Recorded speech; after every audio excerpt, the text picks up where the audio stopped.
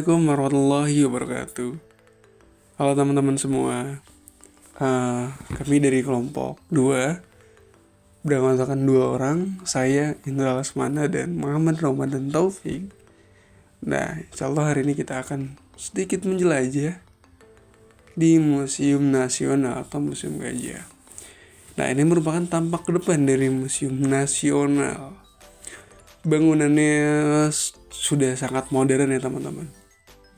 Nah, masuknya itu sekitar bayar per orang 25.000 dan dicontoh barcode, nanti di scan di ini gerbang. Ya, di scan di sini nanti. Nah, teman-teman, ini adalah peta. Nah, dari pintu masuk ini posisinya dia sebelah kanan.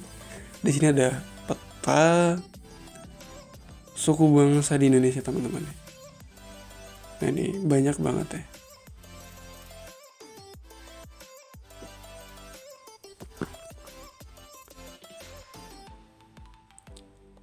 Nah, teman-teman, kami akan menjelajah dan akan sedikit menjelaskan mengenai masa prasejarah di Indonesia, terus masa Hindu-Buddha dan masuknya Islam di Indonesia. Nah, yang pertama itu masa prasejarah dulu ya teman-teman. Masa sejarah di Indonesia sendiri itu dibagi menjadi 4 ya. Yang pertama, Paleolitikum atau zaman batu tua, sekitar 2 juta tahun sebelum Masehi hingga 10.000 tahun sebelum Masehi.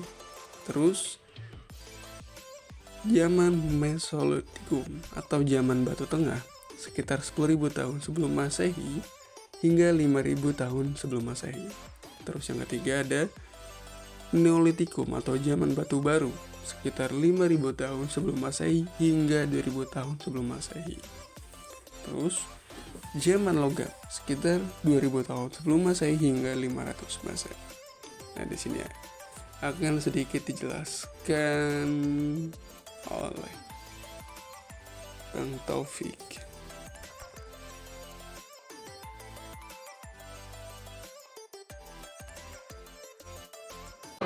Sekarang masuk ke Erectus, pertama salah satu manusia purba. Ini Erectus hidup di Pulau Jawa sekitar 1,8 juta tahun yang lalu. Dan juga masuknya Homo erectus ini sudah masuk kategori manusia purba yang berjalan tegak. Dan ini bisa dilihat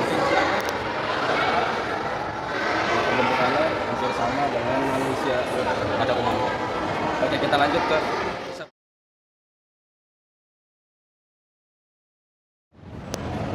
masuk periodisasi Hindu-Buddha.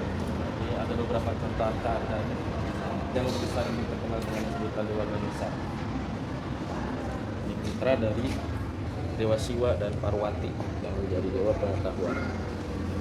Ini simbolik dari agama Hindu dan beberapa arca-arca yang lain di sekitaran Museum Nasional ini. Sampai sebelah sana periodisasi Hindu dan Buddha.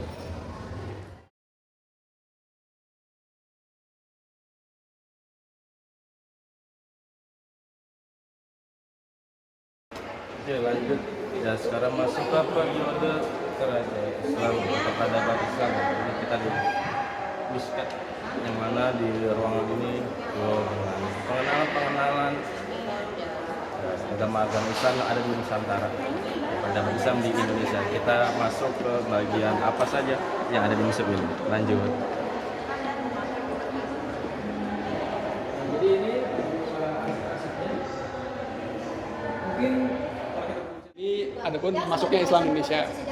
Coba Bang, silakan dijelaskan. Ya, sekarang masuk ke penjelasan perempuan 2001 oleh Balai Islam di Indonesia ini ada Arkeologi. Tapi Islam kamu masuk hanya Indonesia menemukan arca Ganesha yang pada tahun sejak 2016, yaitu penambah emas yang menemukan siklus di bawah berupa poin dinasti Umayyad atau yang disediakan oleh institusi akademik dan juga ada museum. buku Nah, di sini ada pada sejak perkembangan Islam di 2021 Indonesia. ekskavasi secara sistematis dilakukan oleh berbagai lembaga seperti BRIN, Balai Arkeologi Sumatera Utara dan Pembuatannya tahun 1963. Berarti Islam masuknya ke Indonesia itu pas 7 Masehi. Ya, sekitar abad 7 Mas. Sekitar abad 7 Masehi. Oke, kita lanjut teman-teman. Islam di Indonesia. Sini ada bentuk batu nisan. Ya, di sini disebut dengan khazanah nisan Nusantara yang ditemukan di situs Bungal. Berupa balok sederhana tanpa bisa deskripsi. Juga ada nisan-nisan Aceh. Ini banyak banget. Macam bentuk batu nisan di negara periodisasi keislaman Indonesia.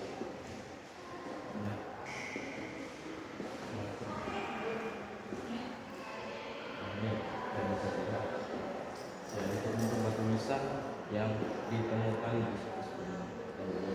beberapa daerah Indonesia yang menunjukkan bahwasanya Islam masuk ke Indonesia. Ini ada beberapa batu nisan. Ada Al-Quran ya, Al-Quran dulu sangat kecil sekali ya tulisan. Ini Al-Quran zaman dulu yang modelnya dia digulung dari juz 1 sampai juz 30. Ini masa periodisasi Islam di Indonesia. Nah, selain dari Al-Quran di sini juga, selain Mushaf Al-Quran pada Islam di Indonesia juga memancarkan cahaya ilmu berupa naskah keagamaan, hikayat dan kuasa yang biasanya berbagai macam. Naskah tersebut ditulis di berbagai media seperti website dan kertas. Kertas yang berasal dari masa lampau kemampuan literasi para ulama Indonesia. Masa lampau tidak hanya terbatas pada ilmu agama, tapi juga meliputi hampir semua aspek kehidupan seperti kesenian, permintaan, dan pengobatan. Oke, kita lanjut. Nah, ini kitab-kitab ulama Indonesia zaman dulu. Nah, bisa dilihat ini ada kitab Jurmiyah, kitab Sorok, kitab Fikih, kemudian kitab Mujarobat, ya, kitab tentang pengobatan. Nah, di sini ada kitab Samarkandi, terus kitab Tauhid dan Fikih, terus yang ketiga di sini ada kitab Samarkandi Wayang. Nah, kitab-kitab seperti ini sudah sering ya ditemukan pada zaman sekarang. Biasanya diajarkan di pondok-pondok pesantren. Ya, jadi nasabnya ada ya sampai ulama-ulama zaman dulu nih menggunakan kitab gundul kemudian diartikan.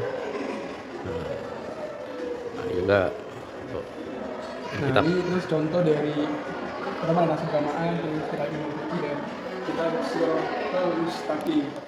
Nah, teman-teman, ini adalah bukti-bukti peninggalan dari sejarah Islam ya. Di sini ada peci, terus ada kitab,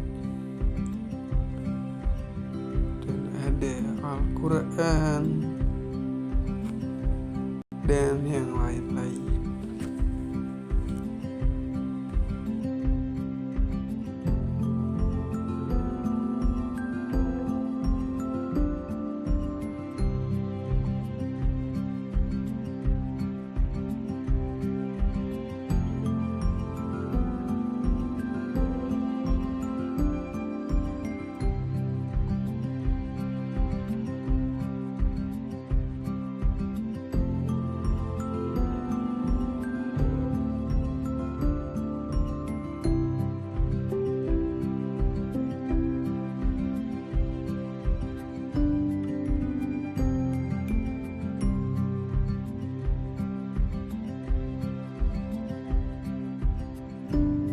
Nah, itu barusan merupakan penjelasan mengenai prasejarah latar belakang Hindu, Buddha, dan sejarah Islam di Indonesia. Dan kami cukupkan. Nah, ini adalah Paras Nusantara, teman-teman. Nanti kita bisa mencocokkan wajah kita cocok ke suku mana ya, teman-teman. Nah, ini salah satunya saya dan Taufik mencoba Paras Nusantara. Wah, ternyata saya lebih cocok ke suku Sumba, padahal saya suku Sunda, guys. Nah, ini Bang Taufik lagi mencoba Paras Nusantara.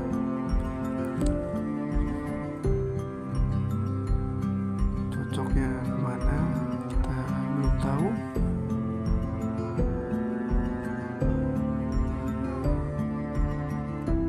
Wah, suku Manado, guys.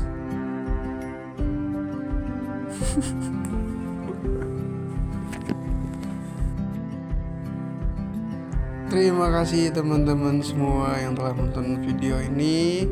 Semoga bermanfaat. Mohon maaf bila ada kata-kata yang salah atau penjelasan yang salah. Sekian, terima kasih. Assalamualaikum warahmatullahi wabarakatuh.